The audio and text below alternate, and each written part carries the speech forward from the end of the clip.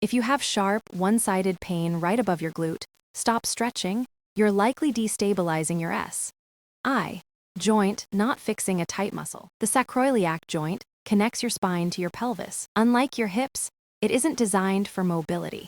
It's a shock absorber designed to transfer load between your legs and torso. When you run, you land with 2.5 times your body weight. The SI joint must lock to transfer that force. If your glutes are weak or fatigued, the joint shears instead of locking, causing inflammation. Identify it with the Fortin Finger Test.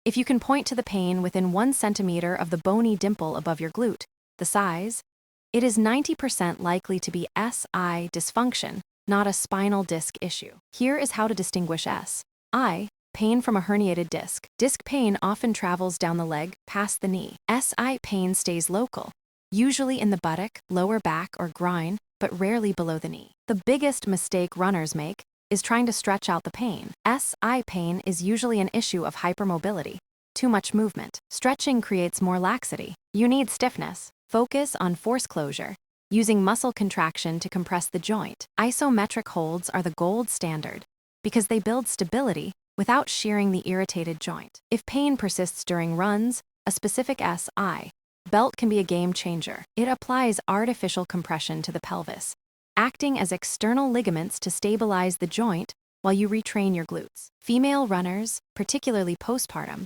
are at higher risk due to hormonal ligament laxity. If stability work doesn't resolve the pain in 2 weeks, consult a physio to rule out pelvic floor dysfunction. Stabilize the pelvis first. The pain usually follows the stability.